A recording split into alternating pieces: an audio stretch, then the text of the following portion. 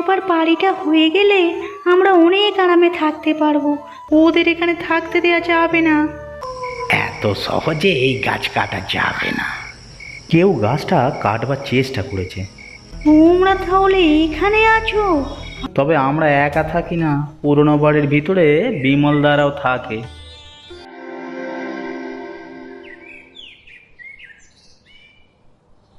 যাক, শেষ বয়সে এসে দালানে থাকার সৌভাগ্য হলো।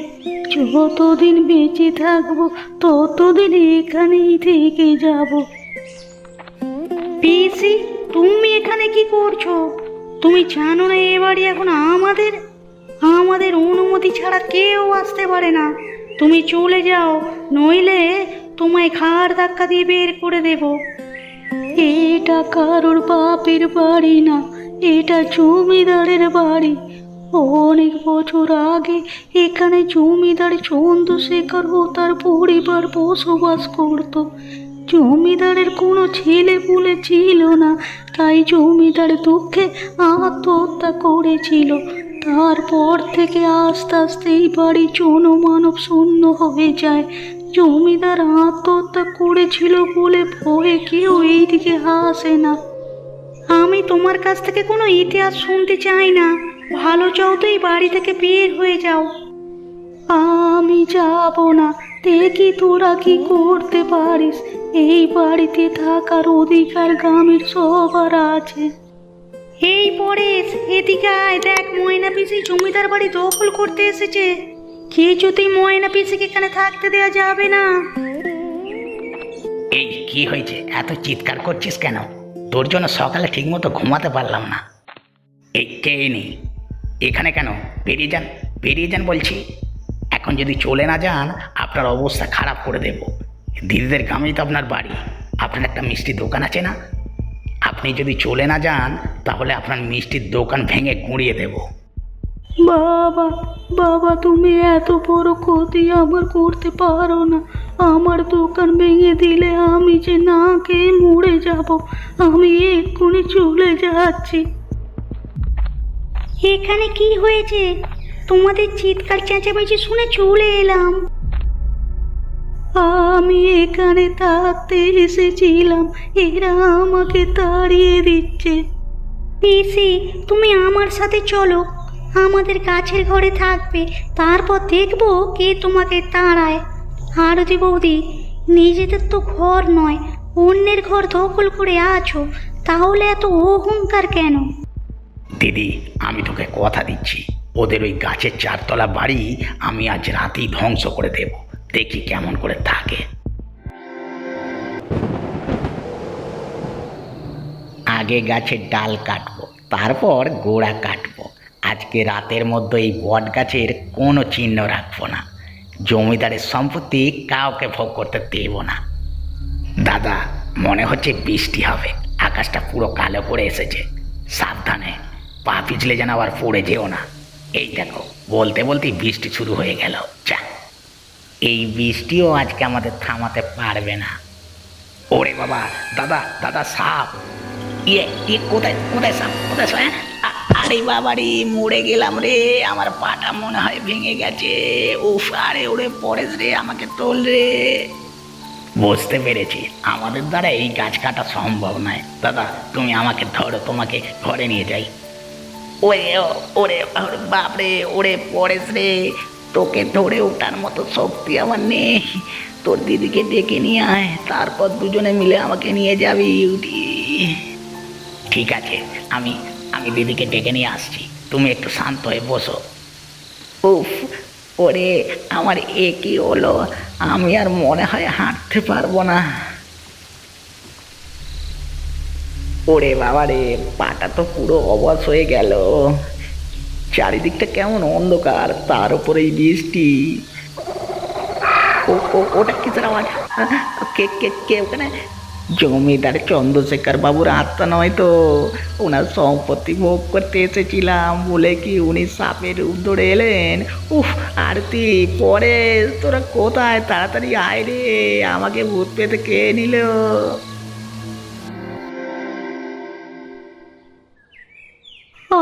আমার আর থাকা হলো না, কপালটাই খারাপ রে রানু।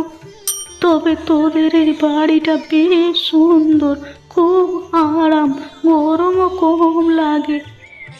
এই জন্যই তো এখানে বাড়ি করেছি, ঝড় বৃষ্টি হলেও ভাঙার ভয় নেই, আবার গরমেও কষ্ট কম।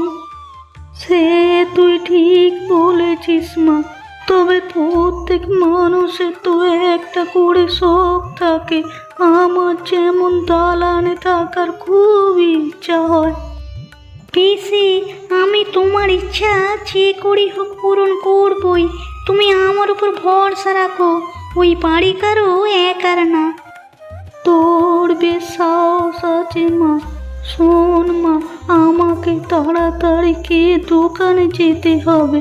ওই দোকানটাই আমার সব, যা আয় রোজগার হয় তা দিয়ে আমার একা মানুষের বেশ চলে যায়।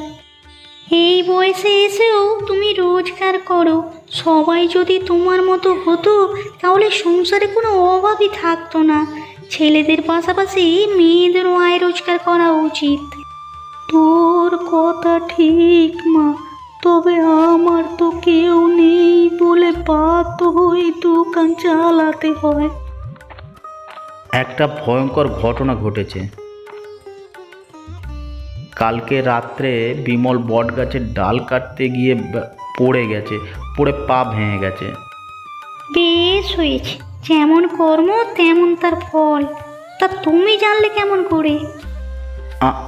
আজকে আরতি বৌদির সাথে দেখা হয়েছিল, উনি কাঁদছিলেন আর আমাকে বললেন, চলো না আমরা একবার দেখতে যাই বিমলদাকে। যেমন লোভ ওদের তেমনি শাস্তি হয়েছে। আমাদের বাড়ি ভাঙতে এসেছিল, ভগবানই ওদের পা ভেঙে দিয়েছে। আমি দেখতে যেতে পারবো না। এমন করে বলতে নেই মা, কারো বিপদে কখনো খুশি হতে নেই। মানুষ তো ফুলের ঊর্ধ্বে নয়। ওরা তোমার সাথে এত খারাপ ব্যবহার করার পরও তুমি এই কথা বলতে পারলে? মা রে, আমিও যদি ওদের মতো ব্যবহার করি তাহলে ওদের সাথে আমার পার্থক্য রইল কিসে?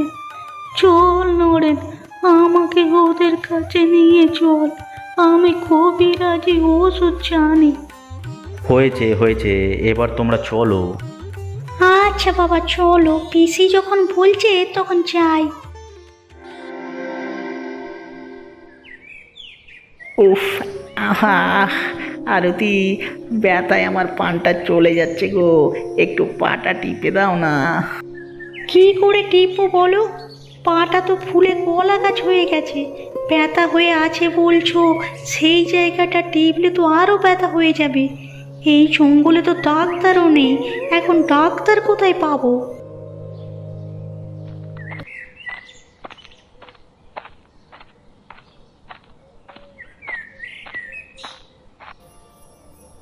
তোমরা এসেছো, দেখো কি বিপদে আমরা পড়েছি। আমি বিমলের জন্য একটা গাছ কাঁচরা শিকড় দিয়ে পাটা ওষুধ এনেছি। এই ওষুধটা লাগিয়ে ভালো করে কাপড় দিয়ে বেঁধে দিলে কয়েকদিনের মতো বিমলের পায়ের ব্যথা কমে যাবে আর হাড়ও জুড়ে যাবে। তোমার সাথে কাল আমরা এত খারাপ ব্যবহার করলাম, আর তুমি আমাদের বিপদে ওষুধ নিয়ে ছুটে এলে। পিসি, তুমি অনেক ভালো মানুষ, তুমি আমাদের মাফ করে দাও। আমাদের ভুল হয়ে গেছে। এসব কথা এখন থাক, আগে বিমলকে সুস্থ করে তোল। একটা কথা বলি ময়না পিসি, তুমি আজকে থেকে এই জমিদার বাড়িতে থাকবে। এই বাড়িতে থাকার অধিকার সবার আছে।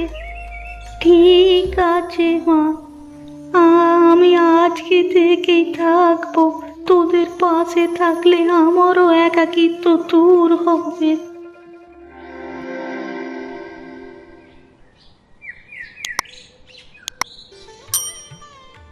কই গো, ওঠো না। কি গো, উঠছো না কেন? এখনো ঘুমাচ্ছ কেন? এত বেলা অবধি তো তুমি ঘুমাও না। কি হলো শুনছো? উফ, একদিন কাজ না করলে কিছু হয় না। এখান থেকে যাও তো, আমাকে একটু শান্তিতে ঘুমাতে দাও, বিরক্ত করো না। একটা কথা বলার ছিল, তুমি রাগ করবে বলে বলতে পারছি না। তুমি যদি বলো রাগ করবে না তাহলেই বলবো। উফ, সকাল সকাল কি শুরু করলে? কি বলবে বলো, আগে শুনি তবে তো বুঝবো রাগ করবো কি না। আমার না এখানে আর ভালো লাগছে না। গাছের ভেতর চারতলা বাড়িতে থাকার স্বাদ আমার মিটে গেছে। হ্যাঁ, এর মধ্যেই শখ মিটে গেল? কেন ভালো লাগছে না? এখানেই তোমায় থাকতে হবে। গাছের ভেতর চারতলা বাড়ির জন্য তুমি আমাকে পাগল করে দিয়েছিলে। দিনে রাতে শুধু বলতে গাছের ভেতর বাড়ি চাই, বাড়ি চাই। কত কষ্ট করে ধার দেনা করে আমি এই বাড়িটা করলাম, আর এখন তুমি বলছো বাড়িতে থাকবে না? হ্যাঁ, আরে বাবা, এখানে থাকতে ভালোই লাগে, হাওয়া বাতাস খুব সুন্দর। কিন্তু কিন্তু বিষাক্ত পোকামাকড় আর সাপের বড্ড ভয় করে গো। এই পুরনো বট গাছে অনেক বড় বড় সাপ আছে। কাল রাতে আমি জানালার পাশে একটি কালো মস্ত সাপ দেখেছি। ভয়ে আমার হাত পা ঠান্ডা হয়ে গেছে। তুমি যখন যা বলবে আমি তখন তাই শুনতে পারবো না। দূর, ভালো লাগছে না। তুমি এখান থেকে যাও তো। আমাকে একটু শান্তি করে ঘুমাতে দাও। ধুর, ধুর। বুঝতে পেরেছি, এই বাড়ি ছেড়ে আর যাওয়া হবে না। কি আর করা যাবে, সাপ আর পোকামাকড়ের সাথেই বসবাস করা অভ্যাস করতে হবে। তবে একদিকে ভালোই হলো, ময়না পিসি জমিদার বাড়িতে আশ্রয় পেল। বিমল দাদের সাথেও আমাদের মিল হয়ে গেল। এখন আমরা সবাই মিলেমিশে এই বনের ভেতরে একসাথেই থাকবো। আচ্ছা, তোমরা কি বলতে পারবে যে বিমল কি দেখে ভয়ে পড়ে পা ভেঙে ফেলেছে? উত্তরটা কমেন্ট বক্সে দিও। এবং আমাদের এই গল্পটি যদি ভালো লেগে থাকে তাহলে বন্ধুদের সাথে শেয়ার করে দিও এবং চ্যানেলটিকে সাবস্ক্রাইব করে বেল আইকনটি অন করে দিও।